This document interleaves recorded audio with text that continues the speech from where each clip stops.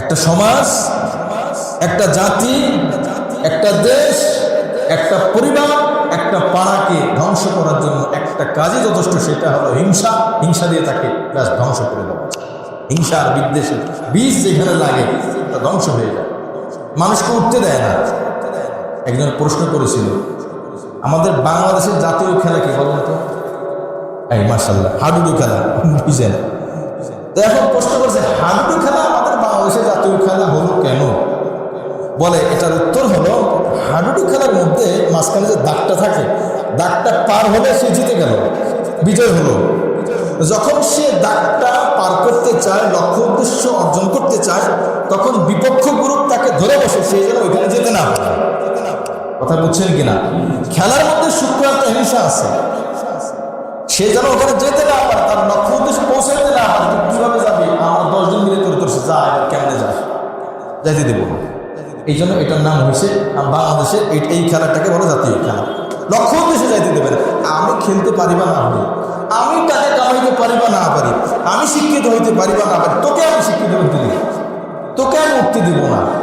আমরা দল বিজয় হইবে না হয়, তোকে বিজয় হতে দেব না। আমার ভাই, এই জন্য প্রত্যেকটা খেলার একটা বস্তু থাকে। ফুটবল, দুটো গ্রুপ, মাঝখানে বস্তুটা হবে ফুটবল। ক্রিকেট, দুটা গ্রুপ, মাঝখানে মাধ্যমটা কি? Bat ball. এরপর র্যাকেট খেলে যায়। কিন্তু হাডুডুর মধ্যে কোনো বস্তু আছে দেখেন, বলেন তো? মানুষটা খেলার জন্য একটা জিনিস লাগে না? খুব বুঝেন, বাংলাদেশের জাতীয় খেলা কেন হলো ওটা? এই যে লুডো খেলে, তাস খেলে, যত কিছু খেলে, প্রত্যেকটা খেলার মধ্যে আপনার একটা মাধ্যম থাকে। এই খেলার মধ্যে তৃতীয় যে জিনিসটা নিয়ে দুটো গ্রুপ খেলবে, ওই জিনিসটা কি বলেন তো? ওই জিনিসটা হিংসা। বলেন কি? হিংসা। পেয়ে গেলাম আজকে। ওই জিনিসটার নামই হলো হিংসা। তোমাকে দাগের সামনে যাইতে দিব না, পাল্লে যাও। এই জন্য আমাদের বাংলাদেশ প্রচন্ড হিংসা। এর আরো গবেষণা দেখা গেছে আরো অনেক কারণ আছে। কারণ কি? বলে বাংলাদেশের মানুষ, এই উপমহাদেশের মানুষ মাছ খাওয়ায় খুব পারদর্শী। আর পৃথিবীতে যতগুলো প্রাণী আছে তার মধ্যে উল্লেখযোগ্য প্রাণী হলো মাছ। আর মাছ চরম হিংসুক হয়। মাছ চরম হিংসুক হয়, সহজাতিকে ধ্বংস করে। বাঘ বাঘকে খায় না, সিংহ সিংহকে খায় না, হিংস্র প্রাণী। কিন্তু মাছ, বড় মাছ ছোট মাছকে খায়। ألم تر إلى الذين أوتوا نصيبا من الكتاب يؤمنون بالجبت والطاغوت ويقولون للذين كفروا هؤلاء أهدى من الذين آمنوا سبيلا أولئك الذين لعنهم الله ومن يلعن الله فلن تجد له سبيلا أم لهم نصيب من الملك فإذا لا يؤتون الناس نقيرا أم يحسدون الناس على ما آتاهم الله من فضله فقد آتينا آل إبراهيم الكتاب والحكمة وآتيناهم ملكا عظيما فمنهم من آمن به ومنهم من صد عنه وكفى بجهنم سعيرا صدق الله مولانا العظيم اللهم صل على محمد وعلى آل محمد كما صليت على إبراهيم وعلى آل إبراهيم إنك حميد مجيد اللهم بارك على محمد وعلى آل محمد كما باركت على إبراهيم وعلى آل إبراهيم إنك حميد مجيد আল্লাহ রাব্বুল আলামিন আমাদেরকে কোরআন কারীমের মজলিসে বসার তৌফিক দান করেছেন। শুকর আদায় করি আলহামদুলিল্লাহ। সূরাতুন নিসা 51 নম্বর আয়াত থেকে তেলাওয়াত করা হয়েছে। হাফিজ কোরআন কারীমের 5 নম্বর পারা 5 নম্বর পৃষ্ঠার মাঝামাঝি থেকে। আল্লাহ রাব্বুল আলামিন আমাদেরকে তার গোটা কোরআন সহিভাবে বুঝে আমল করার তৌফিক দান করেন, আমিন। আয়াতের আলোচনা ইহুদিদের সম্পর্কে চলতেছিল। আল্লাহ পাক এত বেশি ইহুদিদের আলোচনা কেন করেছেন? এর মূল কারণ কি? কারণ হলো দুটি উদ্দেশ্যকে সামনে রেখে। 1 নম্বর হলো যে তাদের অপরাধ, তাদের সীমালঙ্ঘন সব থেকে বেশি ছিল। মদিনাতে ইহুদিদের পরিচয়, মদিনাতে ইহুদিদের সীমালঙ্ঘন সব থেকে বেশি। নবীকে সব থেকে কষ্ট দিয়েছে ইহুদি জাতি। তো তাদের যে খারাপ আচরণ, তাদের বৈশিষ্ট্যগুলো আল্লাহ পাক তুলে ধরেছে। দোষ তাদের বেশি, এই জন্য আল্লাহ পাক দোষগুলো উল্লেখ করেছে।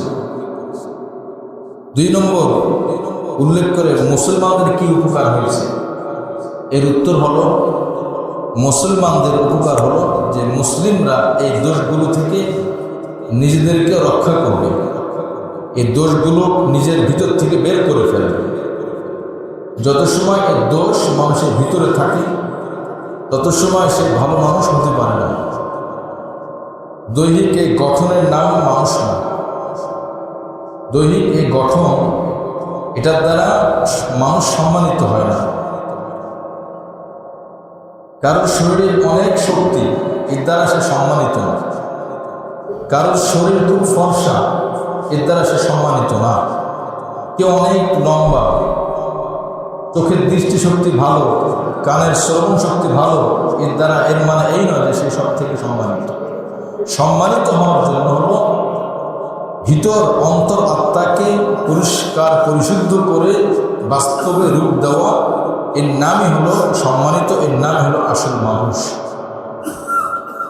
এই জন্য ভিতরের যে বদ অভ্যাসগুলো আছে এগুলোকে বের করা, ভিতরের কু অভ্যাস আছে এগুলোকে বের করা। মানুষের ভিতর যেমন থাকে তার বাহিরের চলনটা তেমন থাকে। ভিতরে যদি আল্লাহর ভয় না থাকে তো সে নামাজ পড়তে পারে না। ভিতরে যদি আল্লাহ নামের স্বাদ মজা অনুভব না করে তো সে জিকির করতে পারে না। নবীজি সাল্লাল্লাহু আলাইহি ওয়াসাল্লামের ভালোবাসা যদি ভিতরে না থাকে তো তার জবান দিয়ে দুরূদ শরীফ আসে না। এই জন্য ভিতরটা যার যেমন বাহিরটা তার তেমন। সাহাবায়ে কেরামের বড় অভ্যাস হলো তারা ভিতর থেকে শুধরে নিয়েছে। এই জন্য যে কোনো কথাই তারা খুব সহজে গ্রহণ করছে। আজকের যে আয়াত তেলাওয়াত করা হয়েছে খুবই গুরুত্বপূর্ণ কয়েকটি বিষয় এখানে আসবে। মানুষ নিজের কিছু বৈশিষ্ট্য আছে, নিজের কিছু আদর্শ আছে, এই আদর্শগুলোকে নষ্ট করে। যখন মানুষের সঠিক আদর্শ নষ্ট করে ফেলে তখন সেই মানুষ আর ভালো মানুষ থাকে না। একই বংশের আবু জাহেল, ওই একই বংশের নবী মুহাম্মদ রাসূলুল্লাহ সাল্লাল্লাহু আলাইহি ওয়াসাল্লাম, একই বংশের আবু বকর। কোথায় আবু বকর আর কোথায় আবু জাহেল? কোথায় ওমর আর কোথায় আবু লাহাব? বংশ সবাই কোরাইশ বংশ, কিন্তু তার ভিতরের আমল বাহিরের আমল সুন্দর হওয়ার পরে একজনের স্থান জান্নাতে আর একজনের স্থান জাহান্নামে। একজনের নাম আল্লাহ পাক সম্মানের সাথে নিয়েছেন, প্রশংসার সাথে নিয়েছেন, আর একজনের নাম আল্লাহ পাক খুব তিরস্কার, ভৎসনা, ক্রোধের সাথে নিয়েছেন। তাহলে বাহিরের কি অঙ্গের মধ্যে কোনো পরিবর্তন এসেছে? না, ভিতরের পরিবর্তন, আমলের পরিবর্তন। এমন না যে আবু বকরের চোখ 4টা, আবু জাহেলের চোখ 1টা ছিল, চোখ একটা কম, এই জন্য আবু জাহেলের সম্মান একটু কম। আবু বকরের ওমরের হাত 4-5টা ছিল, যার জন্য তার সম্মানটা একটু বেশি আল্লাহর কাছে। আবু লাহাবের হাত কম ছিল, বিষয়টা এমন না। এই জন্য আমার ভাই, ভিতরটা সুন্দর করলে মানুষ আল্লাহর কাছে দামি হয়। আবু বকর সিদ্দিক রাদিয়াল্লাহু আনহু সাহাবা ইকরাম তাদের ভিতর সুন্দর করেছে। আল্লাহ পাক সেই ইহুদিদের কথা আলোচনা করতেছে, আগের থেকে আলোচনা চলে আসতেছে নতুন রূপ। আল্লাহ পাক বলেন, আলাম তারা ইলাল লাযীনা উতু নাসীবাম মিনাল কিতাবি ইউমিনুনা বিল জিবতি ওয়াত তাগুত। এই আয়াতের অর্থটা বোঝার আগে এই আয়াতের শানে নুজুল মানে প্রেক্ষাপটটা সংক্ষিপ্ত আকারে না জানলে নয়, না হলে বুঝে আসবে না। তাফসীরের মধ্যে আসছে হযরত আব্দুল্লাহ ইবনে আব্বাস সহ বিভিন্ন সাহাবীদের থেকে বর্ণিত যে এই আয়াতটা নাজিল হওয়া, এই আয়াতটা আসার প্রেক্ষাপটটা কি ছিল।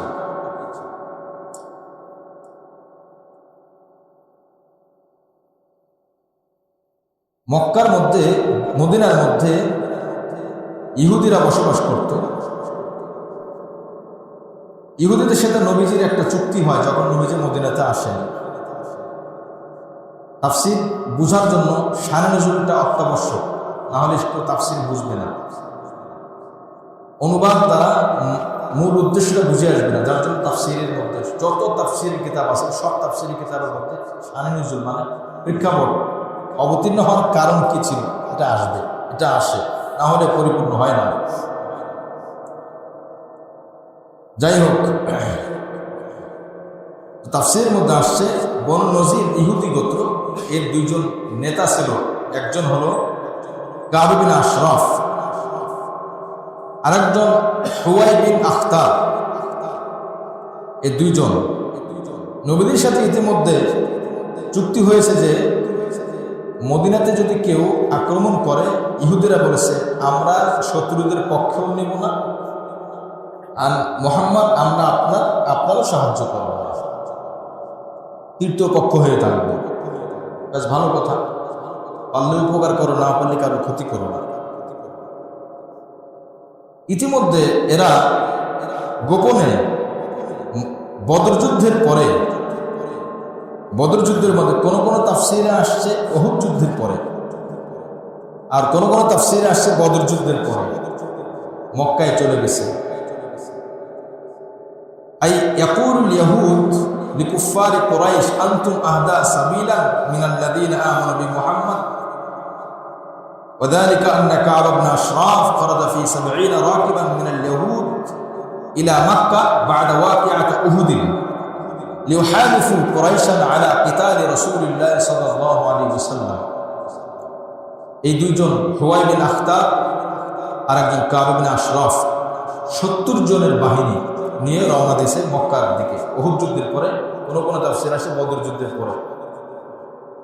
সেখানে যে আবু সুফিয়ান সহ এদের সাথে পরামর্শ, আবু সুফিয়ানের সাথে কি পরামর্শ বলে, আমরা মদিনার ইহুদিরা আপনারা আমাদেরকে সাহায্য করবেন, মক্কার কুরাইশদেরকে বলতেছে আপনারা আমাদেরকে সাহায্য করবেন আর আমরা আপনাদের সাহায্য করব, অর্থাৎ আমরা দুই গ্রুপ মিলে মুহাম্মাদের বিরুদ্ধে থাকবো। নাউযুবিল্লাহ মিন যালিক।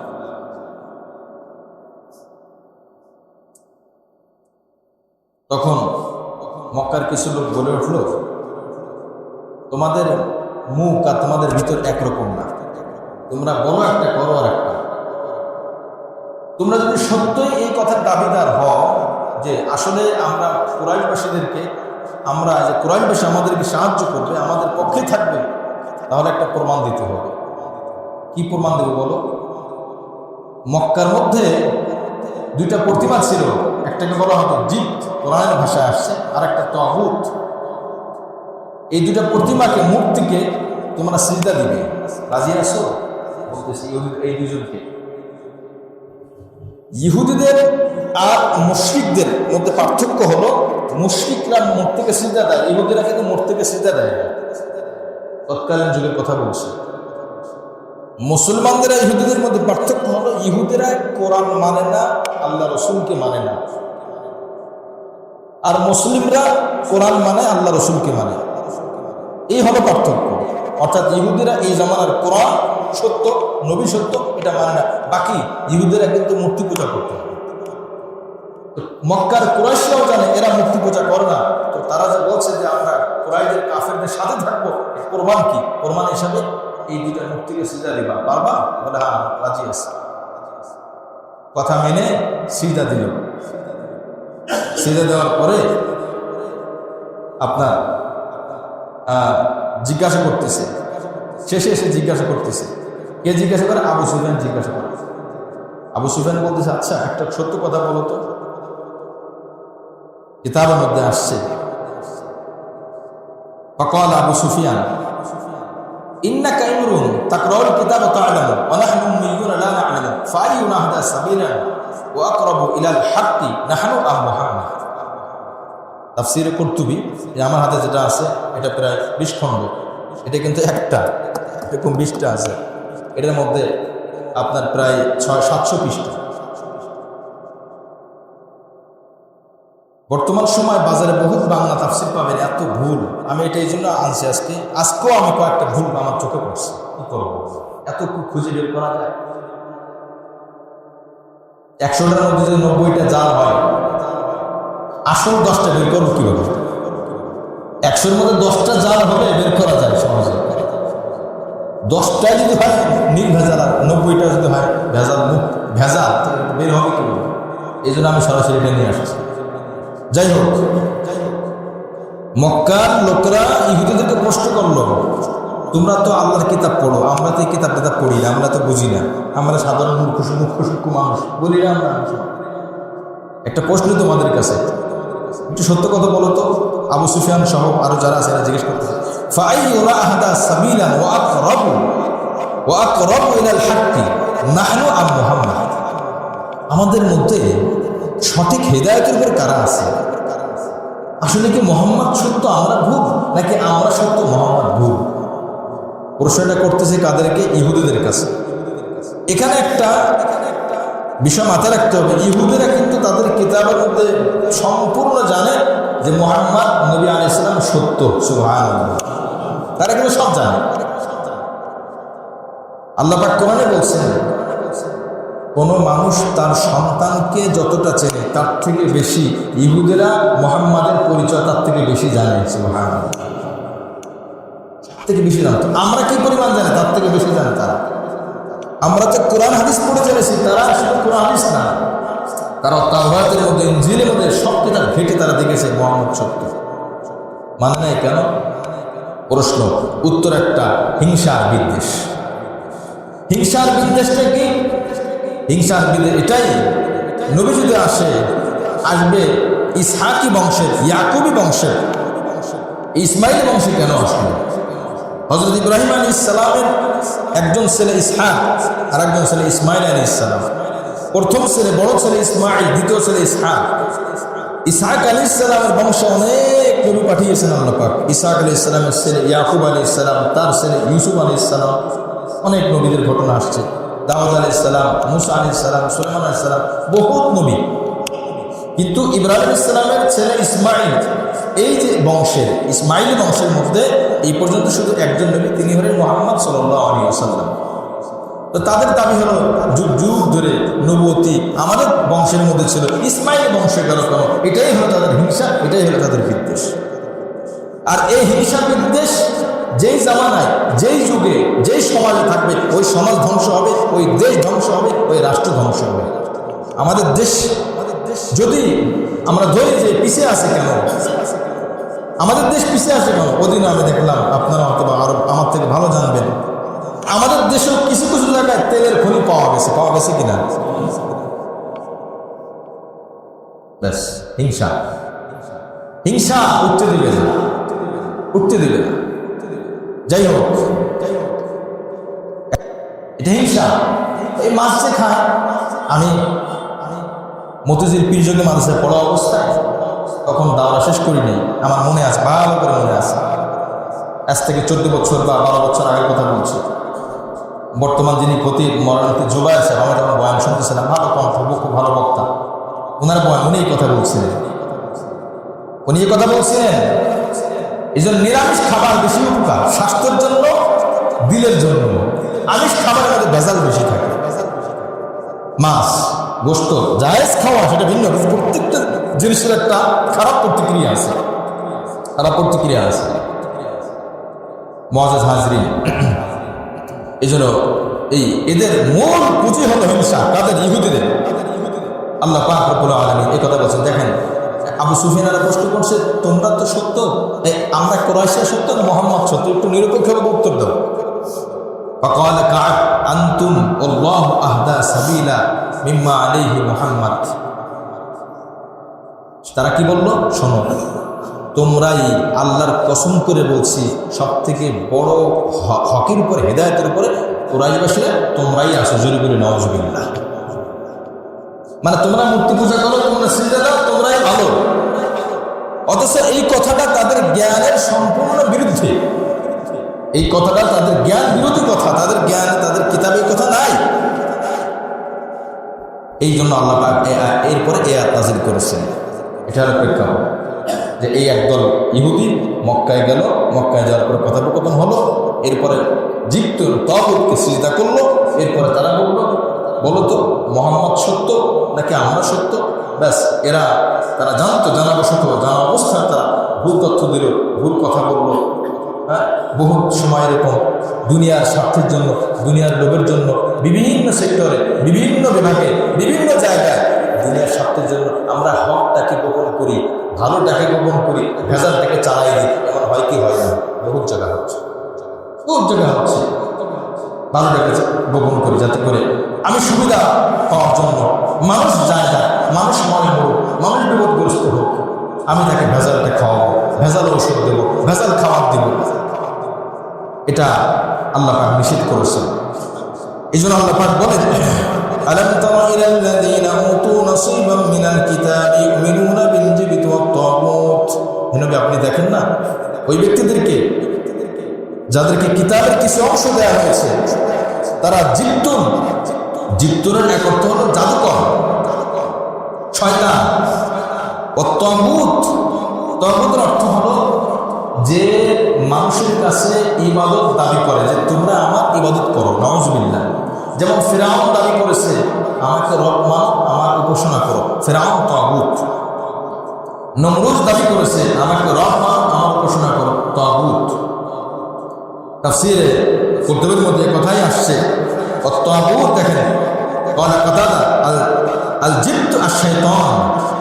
জিব্তুল মানে হলো শয়তান, তাগুত আল কাহিন। আর তাগুত মানে হলো গণক, যে নিজে মিথ্যা আশা মানুষকে দেখায়, মানুষকে ভুল কথা শেখায়, মানুষকে নিজের দিকে ধাবিত করে। তাগুত আউলিয়াহুম, শয়তানের অনুসারী হয় তাগুত। যারা জিপ্তের এবং তাগুত অনুসরণ করে, ওয়ায়াকুলুনা লিল্লাযীনা কাফারু হাউলাই আহদা মিনাল্লাযীনা আমানু সাবিলা। আর এই ইহুদিরা আরো বলে, কাদেরকে বলে? কাফেরদেরকে। হাউলা ইহদা মিনাল্লাযীনা আমানু সাবিলা, এই কাফেররা তোমরাই অধিক হেদায়েতের উপর আসো, তোমরাই সঠিক পথে আসো। আমানু সাবিলা, তোমরাই সঠিক পথে আসো। এবং কাফেরদেরকে তারা সত্য মনে করে। নাউজুবিল্লাহ মিন যালিক। যারা মূর্তি পূজা করে তাদেরকে ইহুদিরা আপনার সত্য পথের পথিক মনে করে। আল্লাহ পাক রব্বুল আলামিন এই কথাটাকে নিষেধ করেছেন। এরপর আল্লাহ পাক বলেন, ঠিক আছে, আর কি করার আছে? আসো এবার ঘোষণা শোনাই, ফলাফল নাও। উলাইকাল্লাযীনা লা'আনাহুমুল্লাহ ওয়া মান ইয়াল'আনিল্লাহু ফালান তাজিদা লাহু নাসীরা। আল্লাহ এখন আয়াত নাযিল করলেন, আমি আল্লাহ তাদের উপরে অভিশাপ দিলাম, অভিশাপ নাযিল করলাম। নাউযুবিল্লাহি মিন যালিক। এই সমস্ত কথার কারণে আল্লাহ পাক অভিশাপ দিলেন, ওয়া মান ইয়াল'আনিল্লাহু ফালান তাজিদা লাহু নাসীরা। আর আল্লাহ পাক যাকে অভিশাপ দেয় সে দুনিয়াতে তার কোনো সাহায্যকারী খুঁজে পায় না। আল্লাহ পাক যদি কাউকে অভিশাপ দেয়, সে গেছে, তার দুনিয়াও শেষ, আখিরাতও শেষ। আল্লাহ পাক অভিশাপ দিতে আসে, বান্দার অভিশাপ আসলে শুধু এটা কাজে লাগে না। বান্দা যদি হকের উপর থাকে আর এই অভিশাপ দেয়, এটা কোনো সমস্যা নেই। এই জন্য ওই যে একটা কথা আছে, শকুন দোয়ায় গরু মরে না। শকুন চায় গরু মরক, দোয়া করে আল্লাহ। দুনিয়াতে মানুষকে তো আল্লাহ রাসূল সাল্লাল্লাহু আলাইহি ওয়াসাল্লাম দোয়াও শিখিয়েছেন। দেখেন বহুত দোয়া আছে যে দোয়া করলে ওদের বিরুদ্ধে চলে যায়। আমরা রিজিকের দোয়া করি না, আল্লাহ আমার রিজিক বাড়াই দেন, রিজিক বাড়াই দেন। অনেক সময় রিজিক বাড়াই দেন নবীজি কিন্তু একথা শিখান নাই। নবীজি আর একটা শিখাইছে, আল্লাহ আমার ইনকাম বাড়াই দেন। না, নবীজির শিক্ষা কিন্তু এটা না। কারণ ইনকাম বাড়াই দেন, রিজিক বাড়াই দেন, এই কথার মধ্যে কখনো কখনো অন্যের বিরুদ্ধেও চলে যায়। কিভাবে? ফার্মেসিওয়ালা ওষুধ বিক্রি করে, আল্লাহর কাছে চাইলো আল্লাহ আমার কাস্টমার বাড়াই দেন।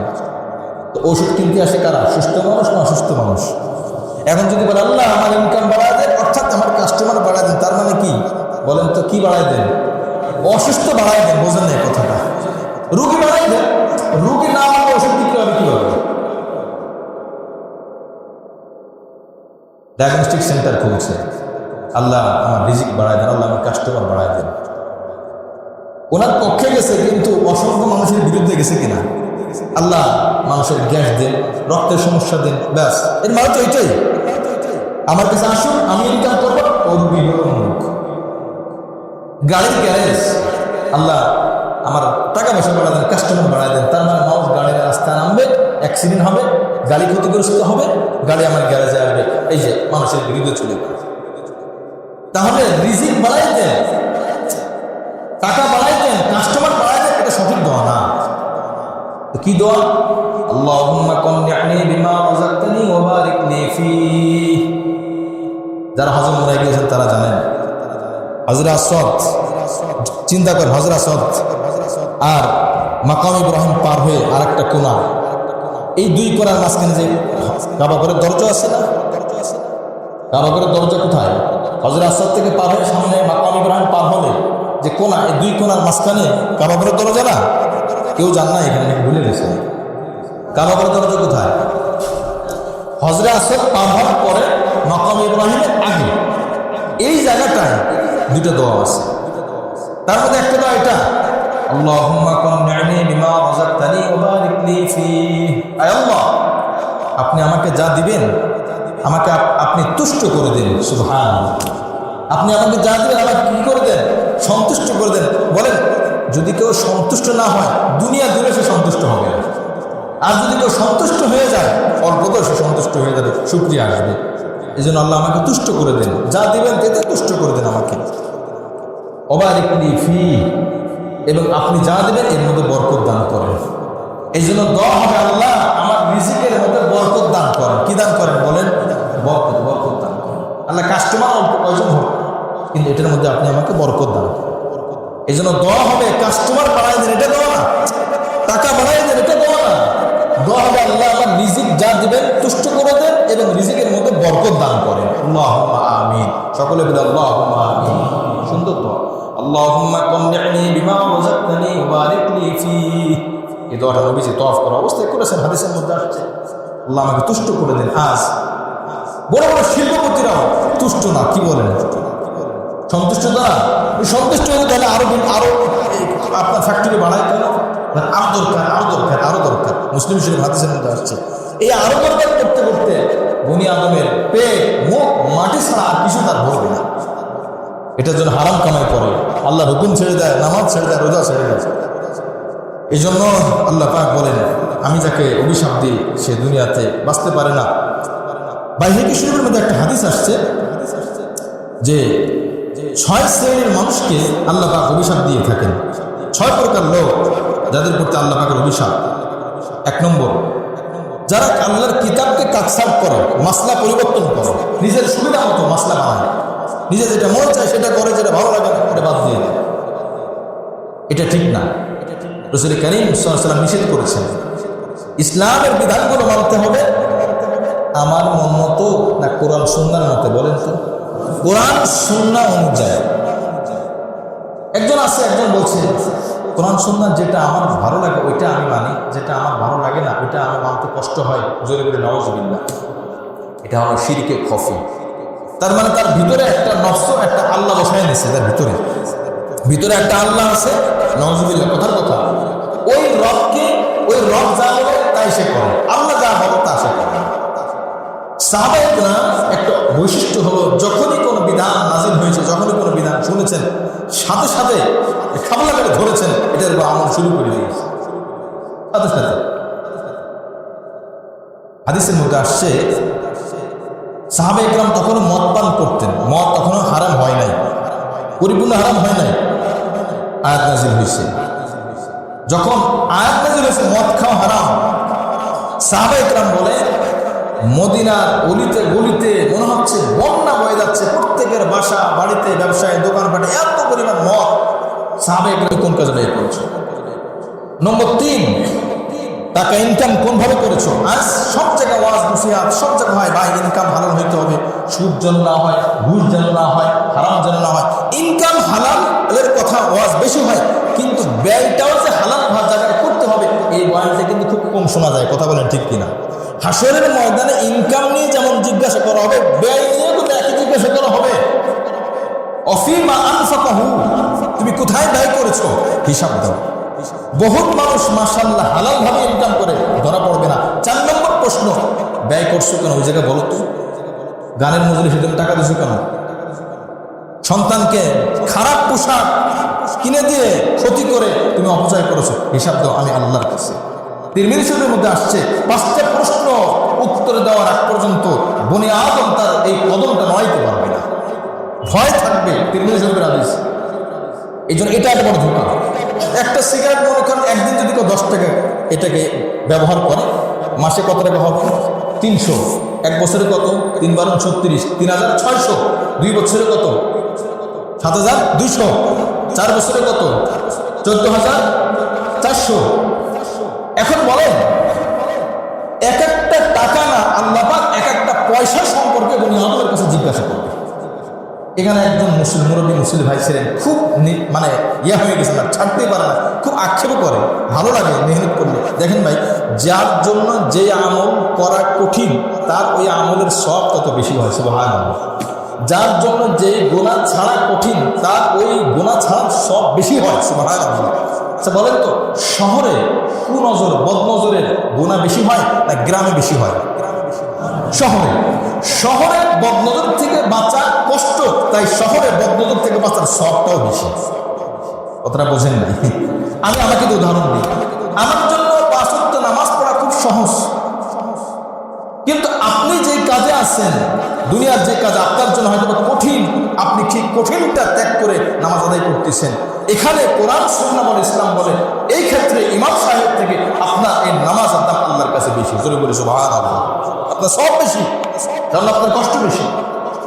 হাদিসের মধ্যে আসছে, যদি আপনার কোরআন শরীফ পড়ে, ব্যাস পড়ে যাচ্ছে আলহামদুলিল্লাহ রাব্বিল আলামিন আর রহমানির রহিম মালিকি ইয়াউমিদ্দিন ইয়াকা না'বুদু ওয়া ইয়াকা নাস্তাঈন, হাদিস কোন কষ্ট হচ্ছে না, পড়ে যাচ্ছে, সব পাবে। হাদিসে আসছে আরেকজন মানুষ হাফেজ না, কিন্তু কোরআন দেখে পড়তে পারে, কিন্তু কষ্ট হয়।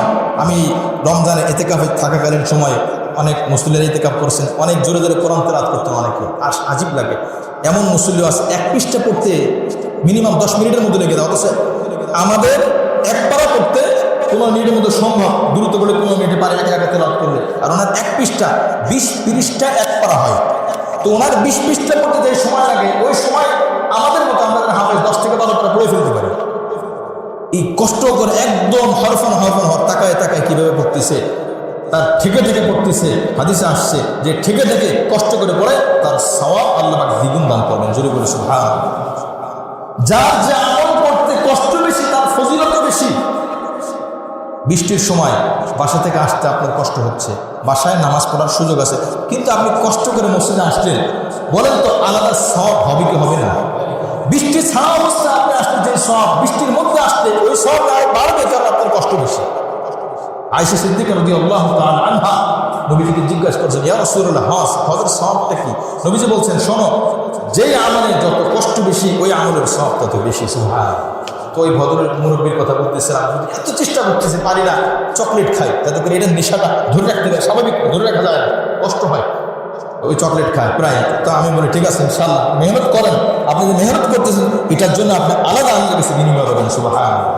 যখন মাথা গরম হয়ে যায় চকলেট খায়, চকলেট চষে, এই যে মেহনত করতেছে আল্লাহ পাক দেখতেছেন। আচ্ছা, কেউ যদি চেষ্টা করে আর নিয়ত করে আর আল্লাহর কাছে দোয়া করে, আল্লাহ কি তার শত্রু না বন্ধু? বলেন তো। কেউ চেষ্টা করে যে আমি 5 ওয়াক্ত নামাজ পড়বো, নিয়ত করছে, আল্লাহর কাছে দোয়া করছে, একজন মুসলিম দেখান যে মুসলিম নিয়ত করছে, চেষ্টাও করছে, দোয়াও করছে, আল্লাহ দেবে না, এটা হতেই পারে না। কথা বলেন ঠিক না? একজন ভাই, যুবক ভাই, প্রতিদিন চায় সে ফজরের নামাজ সময় মতো পড়তে, কিন্তু পড়তে পারে না। তার নিয়ত ভালো, দোয়াও করে, কিন্তু চেষ্টা নাই। ফজরের নামাজ পড়ার জন্য তার আগে ঘুমাইতে হবে, নম্বর 1 শর্ত। যদি সে ঘুমায় 2টার সময়, বলেন তার কি নামাজ পড়া সম্ভব?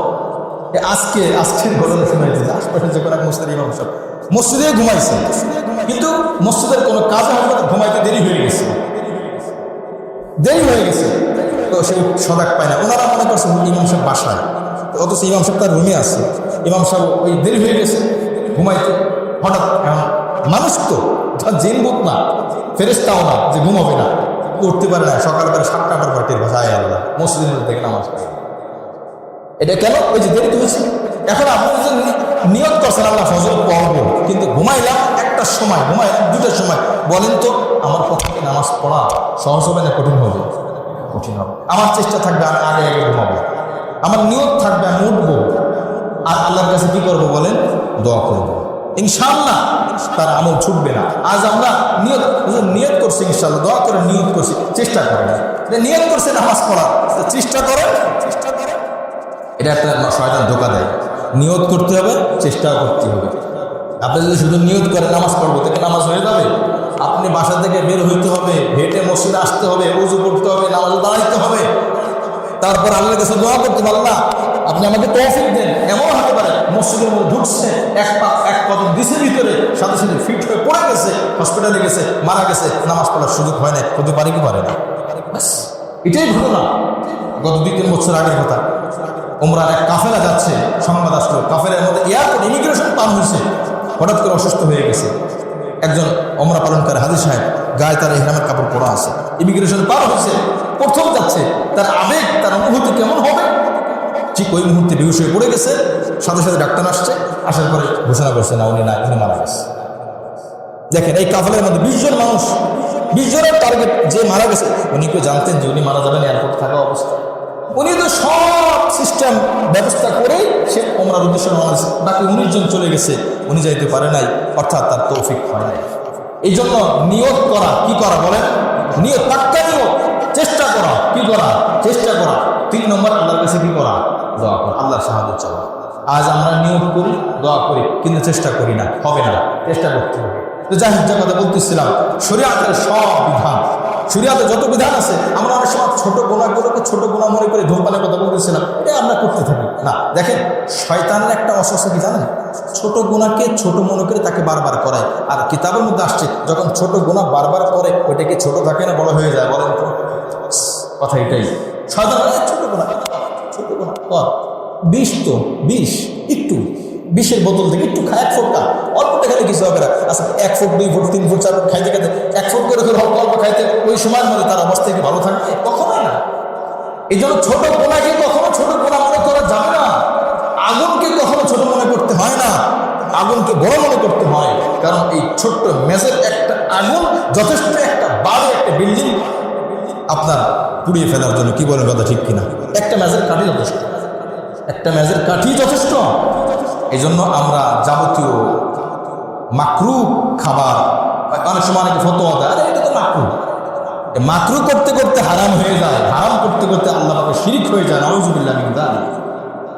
ছোট গুনাহগুলোকে ছাড়া, বড় গুনাহগুলো অটোমেটিক ছুটে যাবে, বড় গুনাহগুলো অটোমেটিক ছুটে যাবে। এমন ভদ্রলোক আছে, আপনার বিভিন্ন ঠান্ডা জাতীয় যে খাবার আছে দোকানে, কিছু কিছু খাবার আছে খুব বেশি একটা অস্বাভাবিক মনে হয়, অনেক দিনদার মানুষ এমন আছে ওগুলো খেতে চায় না। কেন চায় না? যে না থাক, দরকার নাই। এই যে তার একটা তাকওয়া পরহেজগারি, এটা আল্লাহ পাক দেখছেন যে বান্দা তোর টাকাও আছে, তোর সামর্থ্য আছে, তুই খাচ্ছিস না কি জন্য? যে ওদিকে চিন্তা চেতনা চলে যাবে।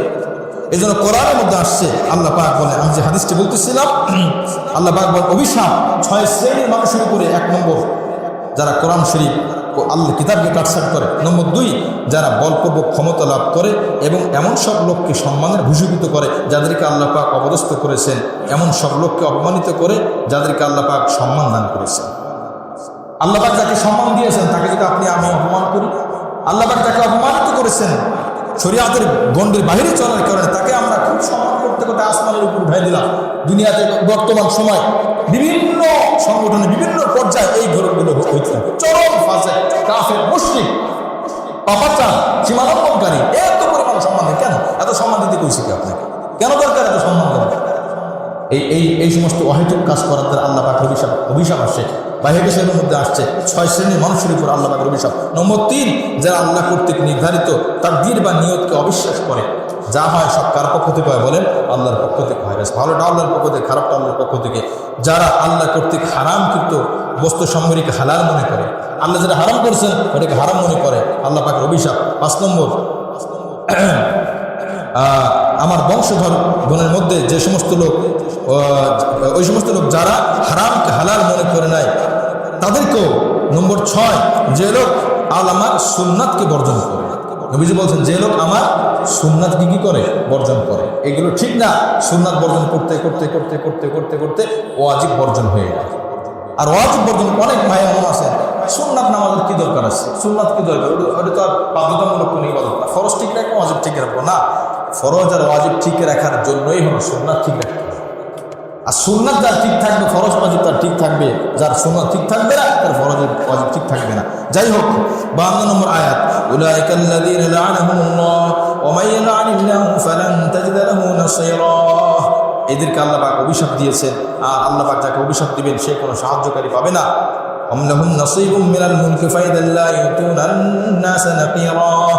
নাকি তাদেরকে আল্লাহ পাক এমন কোনো রাজত্ব দিছে যে রাজত্বের কারণে তারা যা বলে তাই হবে? তারা দাবি করছে ইসমাইল বংশ নবী আসবে। নবী কেন? এই ইসহাকি বংশ নবী আসবে। নবী কেন ইসমাইল বংশ আসবে? নবী কে হবে, কোন বংশে হবে, এটা দায়িত্ব কি আল্লাহর নাকি বান্দার? বলেন তো। আল্লাহ। আল্লাহ বলছে এই ক্ষমতাকে তাদেরকে আমি দিচ্ছি। এগুলো খুব ধমকের আয়াত। কিন্তু ফাইদাল্লাহ ইউতুনান নাসা নাকিরা, যদি তাই হয়, আমি যদি দিতাম তাদেরকে, তাহলে আপনার এক সুতা পরিমাণও কোনো মানুষকে তার উপকার করত। ইহুদিদের কথা বলে, এত বড় খারাপ, এত বড় নিষ্ঠুর, পৃথিবীর মধ্যে সব জায়গা দাঙ্গা হাঙ্গামা সব জায়গা লাগায় রাখে এই ইহুদি জাতি। পৃথিবীতে এখনো 100 কোটির উপরে খ্রিস্টান আছে, আপনি এত সমালোচনা পাবেন না। কিন্তু অল্প কয়েকটা ইহুদির বাচ্চা, শয়তান, এগুলা পুরা পৃথিবীকে পুরো আগুন লাগায় রাখছে, পুরা পৃথিবী অস্থির করে ফেলছে। এই জন্য শয়তান একটাই যথেষ্ট। আমার ভাই, আল্লাহ পাক বলছেন যে তাদের এমন কোনো ক্ষমতা হতে দিই নেই। যদি দিতাম যে হতো, তাহলে তারা মানুষকে কিছুই দিত না। তারা মূল এগুলো করে কেন? আম ইয়াহসুদুনান নাসা আলা মা আতাহুমুল্লাহু মিন ফাদলি। যাই হোক, এই আন্না বা 51, 52, 53 তিনটি আয়াতই থাকলো। তাহলে 51 নম্বর আয়াতের মূল কথা হলো যে আল্লাহ পাক যাদেরকে কিতাব দিয়েছেন ইহুদিদেরকে, তারা জিপ্তুন এবং তাগুত, আপনার শয়তান ইবলিস তাগুতকে বিশ্বাস করে এবং বলে, যারা কুফরি করে তাদেরকে বলে এরাই হলো যারা ইমানদার বলে দাবি করে, তাদের থেকে কাফেররাই সব থেকে বড় হিদায়াতের উপর আছে। নাউযুবিল্লাহি মিন যালিক। এই সমস্ত কথা বলে। 52 নম্বর আয়াতে আল্লাহ পাক বলেন, যারা এই সমস্ত অহেতুক কথা বলে, কোরআন সুন্নাহ বিধান বিকৃত করে, আল্লাহর হুকুম মানে না, মন গড়া চলে, মনে যাতে তাই করে, আল্লাহ পাক যা বলে সেদিকে কোনো তোয়াক্কা নাই, এদের উপর আল্লাহ পাকের অভিশাপ। আর আল্লাহ পাক যাকে অভিশাপ দেয় তার কোনো মুক্তি নাই, তার কোনো নিস্তার নাই। 53 নম্বর আয়াত আল্লাহ পাক বলেন, নাকি তাদেরকে আমি কোনো দায়িত্ব দিয়েছি, তাদের কোনো ক্ষমতা দিয়েছি, যে ক্ষমতা বলে তারা বলে যে হ্যাঁ নবী অমুক বংশ হবে, অমুক বংশ থেকে হবে না। ফাইদাল্লাহ ইউতুনান নাসা নাকিরা। আল্লাহ পাক বলেন, যদি আমি তাদেরকে কোনো কিছু দিতাম, তারা বিন্দু পরিমাণ তোমাদেরকে দিত না। দেই নেই, তাতেই অবস্থা। আর যদি দিতাম, পৃথিবীতে মানে মানুষ আর মানুষ থাকতে পারত না। আল্লাহ পাক রব্বুল আলামিন এই 3 আয়াতের সহি বুঝ, সহি জ্ঞান বুঝে আল্লাহ পাক আমাদের সকলকে ইমানের পথে চলা এবং কুফরি, শিরকি, বিদআতি যত খারাপ পথ আছে এগুলি থেকে বেঁচে থাকার তৌফিক দান করেন। আমিন। দুরূদ শরীফ, আল্লাহুম্মা সাল্লি আলা মুহাম্মাদ ওয়া আলা আলি মুহাম্মাদ কামা সাল্লাইতা আলা ইব্রাহিম ওয়া আলা আলি ইব্রাহিম ইন্নাকা হামিদুম মাজিদ। আল্লাহুম্মা বারিক আলা মুহাম্মাদ ওয়া আলা আলি মুহাম্মাদ কামা বারাকতা আলা ইব্রাহিম ওয়া আলা আলি ইব্রাহিম ইন্নাকা হামিদুম মাজিদ। আলহামদুলিল্লাহি রাব্বিল আলামিন। والصلاة والسلام على سيد الأنبياء والمرسلين وعلى آله وأصحابه أجمعين. ربنا ظلمنا أنفسنا وإن لم تغفر لنا وترحمنا لنكونن من الخاسرين. اللهم إني ظلمت نفسي ظلما كثيرا ولا يغفر الذنوب إلا أنت فاغفر لي مغفرة من عندك وارحمني إنك أنت الغفور الرحيم. আয় আল্লাহ, আমাদের সকলকে আপনি মাফ করে দেন, আপনার মুত্তাকি বান্দা হিসেবে কবুল করে নেন।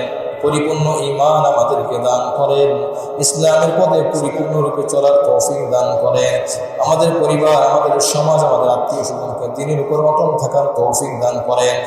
সমস্ত প্রকার ফিতনা, ফাসাদ, শয়তানি, কুফরি, বিদআত থেকে আপনি আমাদেরকে হেফাজত করেন।